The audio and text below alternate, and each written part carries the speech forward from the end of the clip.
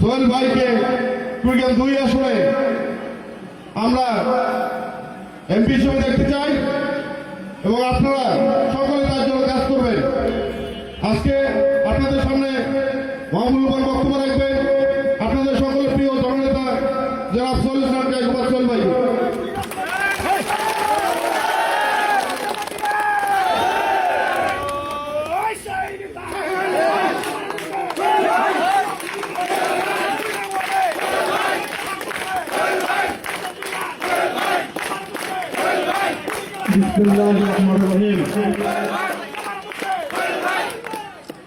অলকানা ইউনিয়নের 2 নং ওয়ার্ড আজকের এই সদস্য নবায়ন এবং নতুন সদস্য সংগ্রহ কর্মসূচি সম্মানিত সভাপতি আমাদের মাঝে উপস্থিত রয়েছেন জেলা বিএনপির সম্মানিত যুগ্ম আহ্বায়ক বিশিষ্ট সাংবাদিক সাবেক ছাত্রনেতা বড় ভাই আসিফুর রহমান আসিফ, আমাদের মাঝে উপস্থিত আমাদের সকলের শ্রদ্ধাভাজন, যার হাত ধরে আমি ছাত্র দলে সেদিন যোগদান করেছিলাম, আপনাদের অত্যন্ত প্রিয় মানুষ, সাবেক এমপি, সাবেক জেলা বিএনপির আহ্বায়ক, সাবেক জেলা বিএনপির সাধারণ সম্পাদক, এই ইউনিয়নের বারবার আপনাদের ভোটের চেয়ারম্যান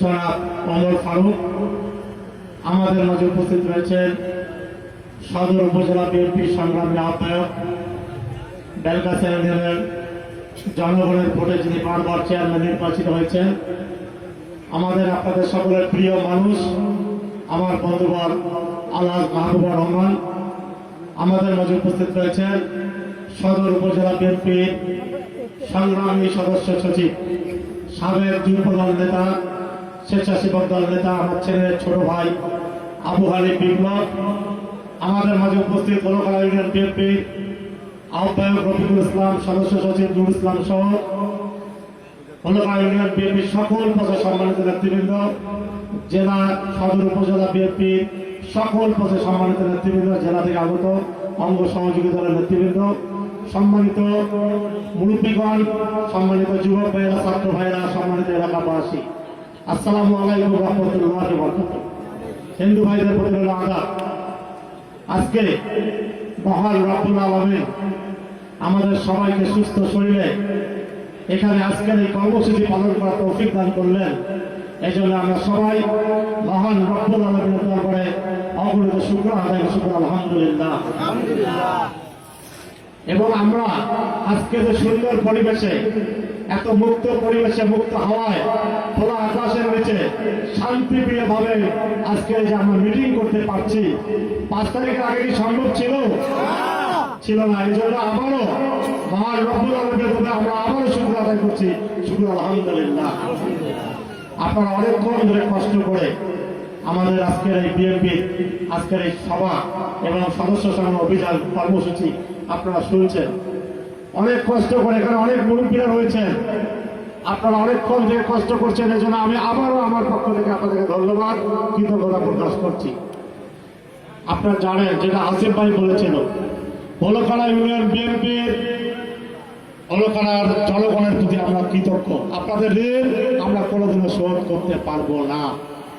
তার কারণ বিএনপির প্রত্যেকটি দুঃসময় অলকানা ইউনিয়নের জনগণ আমাদের পাশে ছিল, ভোট দিয়ে সহযোগিতা করেছেন।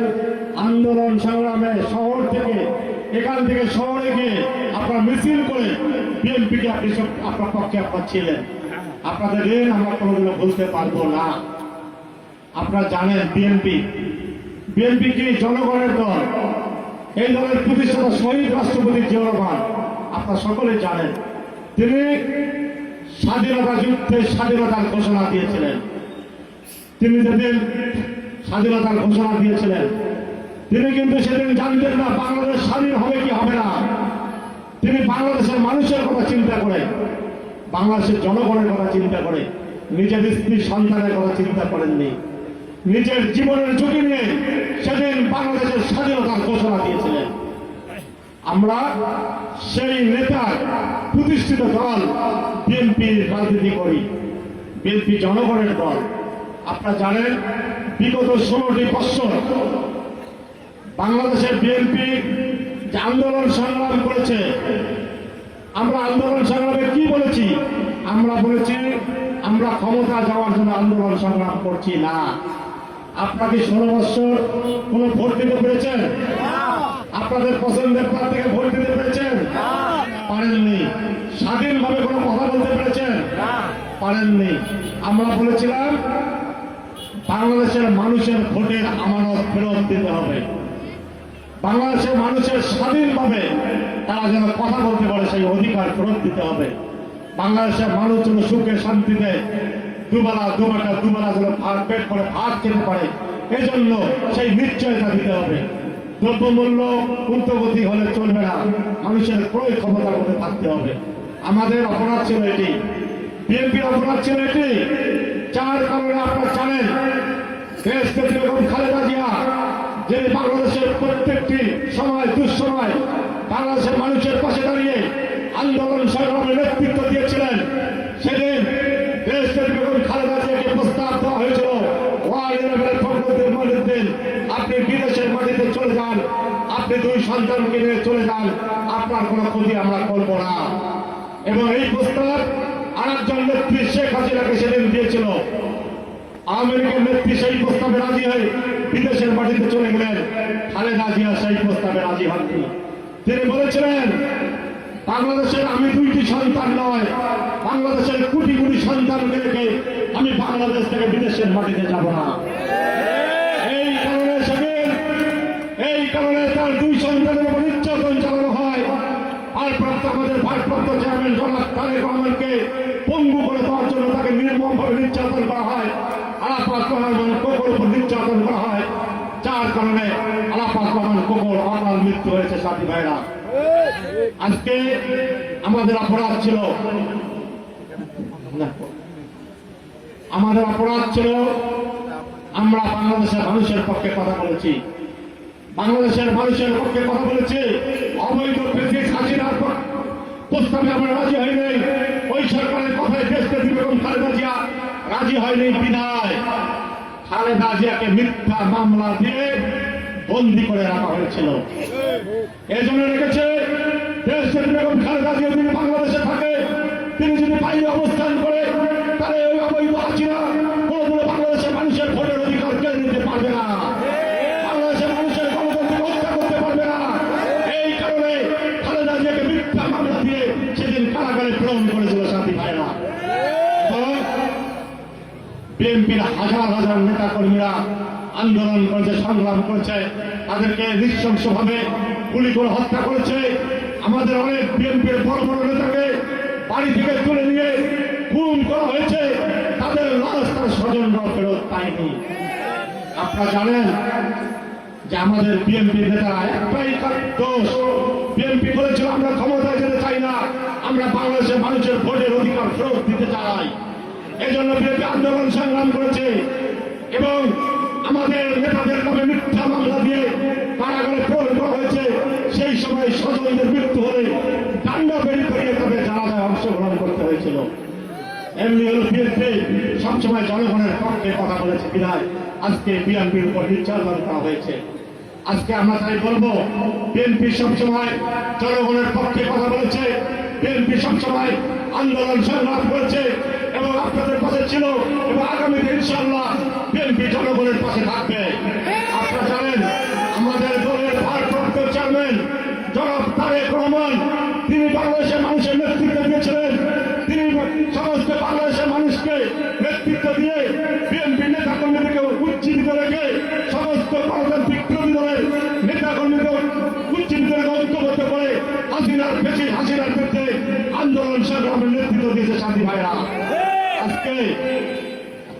আজকে সর্বশেষ জুলাই আগস্টের গণ অভ্যুত্থান, সেই গণ অভ্যুত্থানে আজকে আমরা দেখেছিলাম সেই সময় সেই প্রেসিডেন্ট হাসিনার আওয়ামী লীগের সাধারণ সম্পাদক তিনি বলতেন ওনারা নাকি বাংলাদেশ থেকে পালিয়ে যাবেন না, ওনারা বাংলাদেশ থেকে পালিয়ে যাবেন না, ওনার নেত্রীও পালিয়ে যাবেন না, উনিও পালিয়ে যাবেন না। আমরা কি দেখতে পেলাম? জুলাই আগস্টের গণ অভ্যুত্থানে প্রেসিডেন্ট হাসিনার পতন হলো, তিনি 15 মিনিটের ব্যবধানে বাংলাদেশ থেকে পালিয়ে যেতে বাধ্য হলেন। এই হলো আওয়ামী লীগের ইতিহাস। যারা আওয়ামী লীগ করেন, আশেপাশে যদি কোনো আওয়ামী লীগের কর্মী ভাইরা থাকেন, আপনাদেরকে স্মরণ করে দিতে চাই, আমাদের নেত্রীর দিকে স্মরণ করেন। আমাদের নেত্রী বাংলাদেশের মানুষকে ছেড়ে পালিয়ে যাননি, আমাদের নেত্রী বিএনপি নেতা কর্মীকে ছেড়ে পালিয়ে যাননি। আর শেখ হাসিনা আপনাদের নেত্রী, আপনাদেরকে ছেড়ে তার আত্মীয় স্বজনকে নিয়ে বাংলাদেশ থেকে পালিয়ে গিয়েছে। আপনাদের ওই শেখ হাসিনার সঙ্গে আওয়ামী লীগ করার কোনো কারণ আমি দেখি না। আপনাদের ন্যূনতম আপনাদের জ্ঞান থাকে, হাসিনার পক্ষে থাকার আপনাদের কোনো যুক্তি আমি দেখি না। এই হলো আওয়ামী লীগের ইতিহাস। আজকে আমরা দেখতে পাচ্ছি 5ই আগস্টের পর, আমাদের জুলাই আগস্টের আন্দোলনের সংগ্রামের পর আজকে যখন বাংলাদেশের মানুষের ভোটের জন্য আন্দোলন সংগ্রাম করা হয়েছে, যে বাংলাদেশের মানুষ অধীর আগ্রহ রয়েছে তারা তাদের পছন্দের প্রার্থীকে ভোট দিবে। আমরা বলি নাই, আমরা বলেছি সুষ্ঠু নির্বাচন হবে, বাংলাদেশের মানুষের সিদ্ধান্ত নেবে আগামীতে কাকে তারা ক্ষমতায় বসাবে। আজকে আমরা এই অবস্থায় দেখতে পাচ্ছি, অত্যন্ত কষ্ট লাগে, দুঃখ লাগে। আজকে যখন বাংলাদেশের মানুষ ভোট দেওয়ার জন্য অধীর আগ্রহ অপেক্ষা করছে, আজকে যখন আমরা দেখতে পাচ্ছি আবারও ষড়যন্ত্র হচ্ছে বাংলাদেশকে নিয়ে, তারা অনেকেই, অনেক নেতারা, অনেক দলের কর্মীরা পিয়ার পদ্ধতির কথা বলেন। পিয়ার পদ্ধতি কি? আমরা যে চলমান যে প্রক্রিয়ায় ভোট আমরা জানি না, আমরা বলতে পারবো না। এইরকম একটি জনগণের বিরুদ্ধে আজকে সিদ্ধান্ত নিয়ে যারা আজকে ষড়যন্ত্র করছেন বাংলাদেশের বিরুদ্ধে, তাদেরকে স্মরণ করে দিতে চাই, এই সমস্ত ষড়যন্ত্র থেকে আপনার চলে আসুন। বাংলাদেশের মানুষের মনের আবেগ, বাংলাদেশের মানুষের মনের ভাষা আপনার বোঝার চেষ্টা করুন। বাংলাদেশের মানুষ কি চায় সেই দিক দিয়ে আপনার থাকুন। আসুন আমরা সবাই মিলে এই বাংলাদেশকে, আগামীর বাংলাদেশ, মানবিক বাংলাদেশ, বৈষম্যহীন বাংলাদেশ বানানোকে সবাই ঐক্যবদ্ধভাবে কাজ করে কোন ষড়যন্ত্রে আপনারা লিপ্ত হবেন না। এবং আমি আপনাদের উদাত্ত আহ্বান জানাবো, আপনারা যেভাবে বিএনপিকে সমর্থন করেছেন, বিএনপির কথা ঐক্যবদ্ধ ছিলেন, ইনশাল্লাহ আগামীতেও থাকবেন। এবং বিগত প্রেসিডেন্ট আন্দোলন সংগ্রাম করতে গিয়ে আমি জানি ওখানে অনেক বিএনপির নেতা কর্মীরা মিথ্যা মামলা হয়েছে, তারা জেলও কেটেছেন, আপনাদের অবদান রয়েছে। তাই আমাদেরকে ঐক্যবদ্ধ থাকতে হবে, কোন ষড়যন্ত্রের কাছে মাথা নত করা যাবে না, কোন আবেগে আমাদেরকে ভুল করা যাবে না। আমাদের সবাই ঐক্যবদ্ধ থাকতে হবে বিএনপির পতাকা তলে। কারণ এই জন্যই বলছি, আমরা অত্যন্ত দুঃখ কষ্ট নিয়ে বলছি, আমাদের ব্যর্থতা, এই ব্যর্থতা আমাদের, এই ব্যর্থতা আপনাদের নয়। কেন? 1991 থেকে 95 বিএনপি ক্ষমতায় ছিল, আমরা কোন জনপ্রতিনিধি এই এলাকা থেকে দিতে পারি নাই। 2001, 2005 বিএনপি ক্ষমতায় ছিল, আমরা কোন জনপ্রতিনিধি দিতে পারি নাই। একটি এলাকায় যদি জনপ্রতিনিধি না থাকে তাহলে সেই এলাকার উন্নয়ন করা কখনোই সম্ভব হয় না। এবং আমরা আজকে এখানে অনেক মুরব্বীরা রয়েছে, আমি বলবো এখানে অনেক যুবক ভাইরা রয়েছে, ছাত্র ভাইরা রয়েছে, আজকে মুরব্বীরা বলতে পারবেন আমাদেরকে রংপুর জেলায় এই অবস্থায় ছিল। বাংলাদেশের মধ্যে 64তম জেলার মধ্যে, আজকে দরিদ্রতম জেলার মধ্যে কুড়িগ্রাম হলো 63-64-র মধ্যে। এটা কি আমাদের ভাগ্যে ছিল? আমরা কি এটা মনে করতে পারি স্বাধীনতার পর যে আশা আকাঙ্ক্ষা নিয়ে এই এলাকার মানুষ যেটা আশা করেছিল, শুধু রাজনৈতিক নেতৃত্বের কারণে যারা জনপ্রতিনিধি ছিল আপনাদের পবিত্র আমানত ভোট নিয়ে তারা ভুল নেতৃত্ব দেওয়ার কারণে আজকে তার জনগণের পক্ষে কাজ না করার কারণে আজকে আমরা দরিদ্রতম জেলার মধ্যে 64-র মধ্যে কুড়িগ্রাম জেলা আমরা 64তম। এটা আমাদের জন্য দুর্ভাগ্য, হতভাগা। রংপুর জেলা ছিল নশিরঙ্গে মারাজ মহাত্ম, আমাদের পুকুর ভরা মাছ ছিল, ভরা ভরা ধান ছিল। বলতে পারবেন আমাদের নাকারি ঘরে, সেই নোয়াখালী থেকে আমাদেরকে কোরআন শিক্ষা দেওয়ার জন্য নাকারি ঘরে নোয়াখালীর লোকজন ছিল, ছিল না? মৌলবীরা ছিল, এখানে মুরব্বীরা বলতে পারবেন। বর্ষাকালে ছাতা সেলাই করার জন্য নোয়াখালী থেকে আসতে আসতো না? এখন তাদেরকে দেখা যায়? দেখা যায় না। কেন? সেই সময় আমাদের রংপুর ছিল রঙের রসে ভরা, পুকুর ভরা মাছ ছিল, ভরা ভরা ধান ছিল। আর আজকে আমরা সেই দক্ষিণবঙ্গ থেকে যারা আমাদের এলাকায় আসলো তারা আমাদের এলাকায় আসে না, তাদের এলাকা উন্নয়ন হয়েছে, কর্মসংস্থানের ব্যবস্থা হয়েছে। আর আমাদের হতভাগা রংপুর জেলা, আমরা হয়েছি মফিজের দেশ। আজকে আমরা দক্ষিণবঙ্গের মানুষরা মফিজ হিসেবে আমাদেরকে পরিচয় করে দেয়। আমাদের বাবারা, আমাদের ভাইয়েরা তাদের নিজের স্ত্রী সন্তানকে রেখে, পরিবার পরিজনকে রেখে, বাড়িতে রেখে কষ্ট করে সেই দক্ষিণবঙ্গে কাজ করতে যায়। শুধু তাদের নিজের পরিবার পরিজনকে, তাদেরকে আজকে সাহায্য করার জন্য তারা আজকে বাইরে কাজ করতে যাচ্ছে। এটা আমাদের জন্য দুর্ভাগ্যের, এটা আমাদের জন্য কষ্টের। আমরা এই অবস্থা দেখতে চাই না, আমরা এই অবস্থা দেখতে চাই না। আমরা কুড়িগ্রামকে আলোকিত কুড়িগ্রাম করতে চাই। আমরা বাংলাদেশের মানচিত্রে কুড়িগ্রামকে একটি ভালো অবস্থানে নিয়ে যেতে চাই। আমরা চাই আমাদের এই কুড়িগ্রামের নদী ভাঙনকে রোধ করতে হবে। আমরা চাই কুড়িগ্রামের প্রত্যেকটি নাগরিক যেন তাদের স্বাস্থ্য সেবা পায়, সে ব্যবস্থা নিশ্চিত করতে হবে। আমরা চাই কুড়িগ্রামের মানুষ যেন তাদের কৃষকরা তাদের কৃষকের ফসলের ন্যায্য মূল্য পায়, এটা নিশ্চিত করতে হবে। আমরা চাই কুড়িগ্রামের বেকার সমস্যার সমাধান করতে হবে। আমরা কুড়িগ্রাম থেকে কেউ দক্ষিণবঙ্গে কাজ করতে পারবো না। আমাদের কর্মসংস্থান আমাদের কুড়িগ্রামেই করতে হবে, এই লক্ষ্যে আমাদের কাজ করতে হবে। আপনারা জানেন আমাদের দলের ভারপ্রাপ্ত চেয়ারম্যান, আমাদের প্রাণপ্রিয় নেতা, সকলের প্রিয় নেতা জনাব তারেক রহমান, তিনি একটি 31 দফা দিয়েছেন। আপনারা যারা লেখাপড়া করেন, আপনারা পড়তে জানেন, তারা 31 দফাটা পড়িয়ে উনি আমাদের ভারপ্রাপ্ত চেয়ারম্যান, তিনি 31 দফা দিয়ে বাংলাদেশের মানুষকে কিছু অঙ্গীকার করেছেন, বলেছেন তিনি অঙ্গীকার করছেন। আজকে আমরা 31 দফা দিচ্ছি। আমরা 31 দফা এই জন্য দিচ্ছি, আপনারা করবেন 31 দফার মধ্যে বাংলাদেশের মানুষের প্রত্যেকটি নাগরিকের অধিকারের কথা রয়েছে, যুবকদের কর্মসংস্থানের কথা রয়েছে, নাগরিকের স্বাস্থ্য সেবার কথা বলা হয়েছে, মহিলাদের ফ্যামিলি কার্ডের কথা বলা হয়েছে, কৃষকদের ফার্মার কার্ডের কথা বলা হয়েছে। প্রত্যেকটি সুনির্দিষ্টভাবে ব্যাখ্যা দেওয়া হয়েছে, প্রত্যেকটি নাগরিক যেন তাদের সুবিধা ভোগ করতে পারে। এজন্যই কিন্তু আমরা 31 দফা দিয়েছি। সেই 31 দফা আপনারা ইনশাআল্লাহ আপনারা দেখবেন, আমরা আপনাদের অঙ্গীকার করেছি ইনশাআল্লাহ যদি বিএনপি আগামী নির্বাচনে বাংলাদেশের মানুষের জনগণের ভোটে রাষ্ট্রীয় ক্ষমতায় যায়, ইনশাআল্লাহ আমাদের ভারপ্রাপ্ত চেয়ারম্যান, আমাদের প্রিয় নেতা তারেক রহমানের নেতৃত্বে 31 দফা যদি বাস্তবায়ন হয়, তাহলে এই কুড়িগ্রামের মানুষের মধ্যে কোনো অভাব থাকবে না। আমরা কুড়িগ্রামের মানুষ ইনশাআল্লাহ এই জন্য আমি বলবো, আজকে আমি অনুরোধ করে বলবো আপনারা ঐক্যবদ্ধ থাকবেন। আমি জানি হলপাড়া ইউনিয়নের পাশে আপনারা ঐক্যবদ্ধ থাকবেন ইনশাআল্লাহ, আগামীতে থাকবেন। এবং আমরা আগামীতে ইনশাআল্লাহ যে সংসদ নির্বাচন অনুষ্ঠান হবে, আমরা আপনাদের কাছে সহযোগিতা চাই, আমরা আপনাদের কাছে সাহায্য চাই। আপনারা আমাদেরকে সহযোগিতা করুন, বিএনপি হাতকে শক্তিশালী করুন। ইনশাআল্লাহ আগামীতে ধানের শীষের যে মনোনীত প্রার্থী হবে তার পক্ষে আপনারা থাকবেন ইনশাআল্লাহ। আমরা বলছি আমাদের নিজের জীবনকে উৎসর্গ করে দেওয়া হলো এই এলাকার মানুষের জন্য, এই এলাকার মানুষের জন্য, কুড়িগ্রাম জেলাকে আলোকিত কুড়িগ্রাম করার জন্য আমরা কাজ করে থাকবো। আমরা রাত্রি ঘোষণা করছি, কুড়িগ্রামে যারা জনপ্রতিনিধি ছিলেন তারা মনে করেছিলেন জনগণ তাদের কাছে যাবে। আমরা মনে করি না, জনগণ জনপ্রতিনিধির কাছে যাবে না, জনপ্রতিনিধি জনগণের কাছে যেতে হবে, জনপ্রতিনিধির কাছে যেতে হবে। আমরা সেই জনপ্রতিনিধি ইনশাআল্লাহ তৈরি করবো।